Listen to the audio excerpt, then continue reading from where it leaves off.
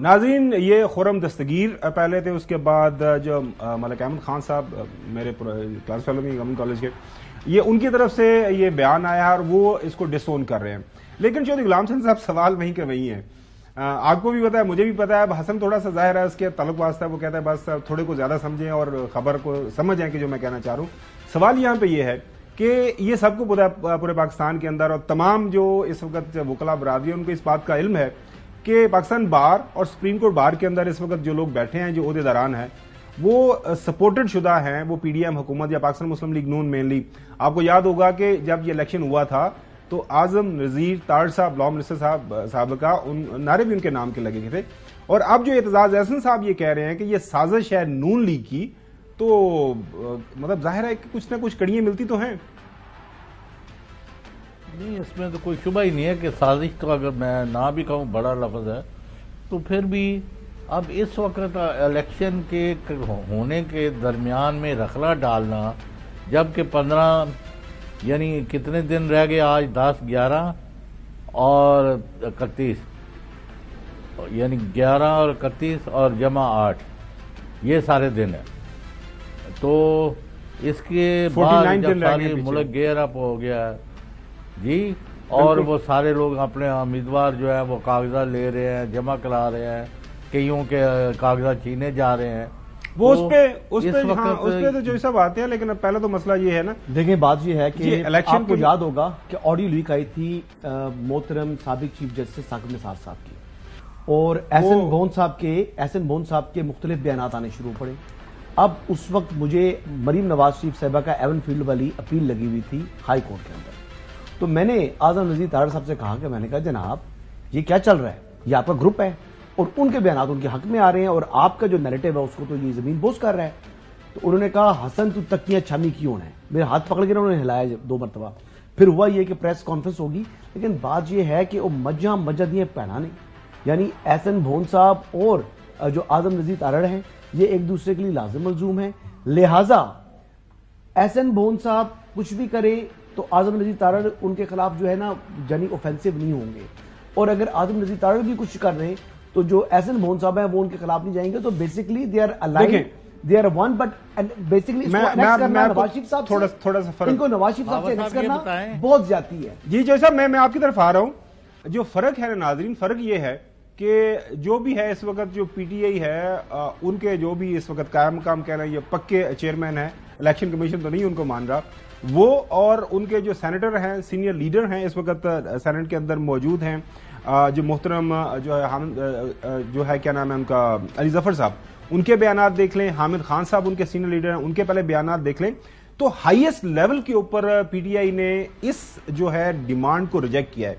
तो I was today expecting Chaudhary साहब कि कम से कम जो है मोहतरम नवाज शरीफ साहब, आप रोजाना की बुनियाद के ऊपर हम उनके लाइव जो बयानात ख्यालात सुन रहे होते हैं, पार्लिमानी बोर्ड को वो हेड कर रहे हैं, वहां पे उनको मेरे ख्याल में इस वक्त ये बहुत अहम मसला है, इसको एड्रेस करना चाहिए था। उन्हें कहना चाहिए था कि मैं बैसियत ताहियात कायद, वैसे आप दोनों की क्लैरिफिकेशन के लिए आज मैंने बड़े गौर से देखा तो लाहौर के अंदर जो चेयर पड़ी होती है, कुर्सी जिसके ऊपर बैठते हैं नवाज शरीफ साहब, उसके ऊपर लिखा होता है कायद पाकिस्तान मुस्लिम लीग नून। लेकिन वो हसन अयूब के ताहियात तो नहीं लिखा हुआ ना, वो मैं जो है चौधरी गुलाम हुसैन का जो है ताहियात लिखा, लिहाजा मुझे आप खबर लिखवा लेते हैं। बेअदबी के ऊपर मुझे मत, आप लोग दोनों मत ये उतारे। पहले नाज़रीन, अच्छा गुलाम साहब, पहले आपको मैं वो जो बयानात सुनवा दूं, पहले हामिद खान साहब और गौहर खान साहब और अली खान साहब क्या कह रहे हैं। अली जफर साहब, सॉरी।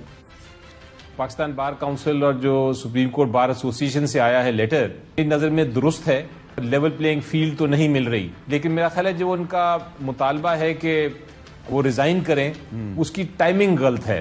अब उसको डिरेल करने के लिए इस किस्म के इतराजात उठाए जा रहे हैं। मैं नहीं समझता इस स्टेज पे ये मुतालबा करना कि वो रिजाइन करे, ये कोई मोटिवेटेड लग रहा है। तो हमारा कोई ऐसा मुतालबा नहीं है कि इस स्टेज पे कोई भी composition of the election commission में फर्क आनी चाहिए। मैं जो साहब आपके ऊपर आता हूं, ताहियात कायद को ये बिल्कुल डिस्टेंस नहीं करना चाहिए था और ये कंडेम करना चाहिए था और क्लैरिफाई करना चाहिए था कि पाकिस्तान मुस्लिम लीग नून का ये जो प्रेस रिलीजेस हैं और ये जो डिमांड की जा रही है, इससे कोई ताल्लुक नहीं है। इससे मुल्क के अंदर जो इंतखाबी अमल है, मुल्क के अंदर ये जो इलेक्शन शेड्यूल अनाउंस हो चुका हुआ है, उसके अंदर तातुल डालने की कोशिश की जा रही है और हम इसको किसी सूरत जो है ना सपोर्ट करते हैं, ना हमारा इससे कोई लेना देना है।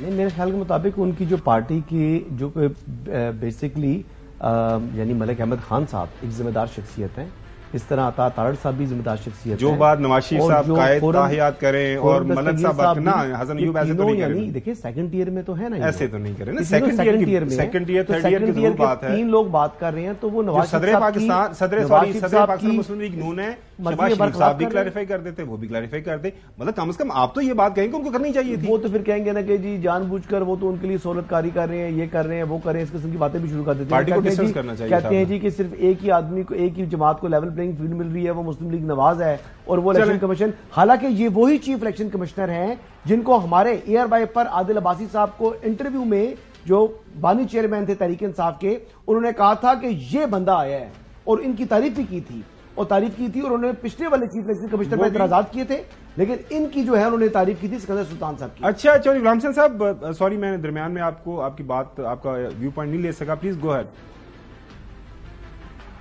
نہیں، اس میں ایک تو احسن بون صاحب کو پچھلی نگران حکومت میں ابھی وہ وزیر بن رہے تھے، پھر آخری لمحے ان کا کیوں ڈراپ کیا گیا نام، یہ بھی قابل غور چیز ہے. دوسرا، آج یہ مطالبے اتنے بڑے فورم، جیسے آپ نے شروع میں خبر بتایا کہ سپریم کورٹ بار سے بڑا وکیلوں کا کوئی فورم نہیں، پاکستان بار کونسل جو ہے اس کی الٹیمیٹ اتھارٹی ان کے پاس وکیل، اس کا حجم بڑا ہے، لاکھوں کی تعداد میں ممبرز ہیں، 1 لاکھ سے زیادہ، جی ہزاروں کی تعداد میں. تو یہ ان کی طرف سے یہ مطالبے آتے ہیں. اور آپ بالکل ٹھیک کہہ رہے ہیں کہ نواز شریف صاحب جو اگلا وزیر اعظم بننا چاہتے ہیں اور بہت سارے لوگ ان کو بنا کے بیٹھے ہوئے ہیں، انہوں نے ایک لفظ نہیں کہا. ملک احمد خان اور عطا تارڑ صاحب کا اور میاں نواز شریف کا تو کوئی مقابلہ نہیں. بالکل صحیح ہے. تیسری بات یہ ہے کہ اجے کچھ لوگوں کا شوق نہیں پورا ہویا کہ الیکشن نہ ہون. جو 1.5 سے ملک کے اندر گدر مچا ہوا ہے، انتقامی کارروائیاں ہو رہی ہیں، کو خدا کے واسطے اب چھوڑو ان چیزوں کو. اور ابھی وہ کیا نام ہے، اسٹاک ایکسچینج جو 68 کو کراس کر رہا تھا، آج وہ 62 پر آ گیا. اب پہلے یعنی لوگوں کا کوئی روٹی روزگار چل رہا تھا، اب وہ سب پتہ نہیں کتنے کروڑ یا لاکھوں لوگ جو ہے ان کا بٹھا بیٹھ جائے گا، ان کے پیسے ڈوب جائیں گے جب یہ نیچے اتنا گیا ہے، اور اللہ کرے رک جائے. تو یہ ماحول جو بنایا جا رہا ہے نا، کوئی کہیں نہ کہیں there is a method in this madness. Absolutely کوئی وجہ بن جائے کہ الیکشن نہ ہو، لیکن قوم چاہتی ہے کہ فری فیئر امپارشل الیکشن ہو اور جس کو ووٹ ملے وہ جیت کے حکومت بنائے. پبلک پاس ویسے یہی ہے، ویسے یہ آپ کو پبلک پاس یہی ہے کہ لوگ الیکشن چاہ رہے ہیں. عوام پبلک پھر وہی بات چوہدری صاحب نے بات کی، آپ نا کھل کھلا کے بات نہیں کرتے. دیکھیں اس وقت ایک دعوے دار پارٹی ہے جو کہہ رہی ہے کہ ہم جو ہے حکومت بنانے جا رہے ہیں. آپ کی اسسمنٹ بھی یہ ہے کہ وہ حکومت بنانے جا رہے ہیں. تو اگر پہلے سے زیادہ طاقتور ہو چکے ہیں، سیاسی طور پر بہت طاقتور ہو چکے ہیں. نواز شریف صاحب بہت طاقتور ہو چکے ہیں، یہ خبر ہے چوہدری صاحب. اور وہ جیسے میں نے کہا تھا نا، وہ بھرپور طاقت سے آ رہے ہیں اور وہ جیل نہیں جائیں گے. میں آج کہہ رہا ہوں کہ وہ سیاسی طور پر اتنے طاقتور ہو چکے ہیں کہ پنجاب کے اندر یہ ریت کی دیواریں آپ کو نظر آئیں گی، یوں اڑتی بھی جائیں گی.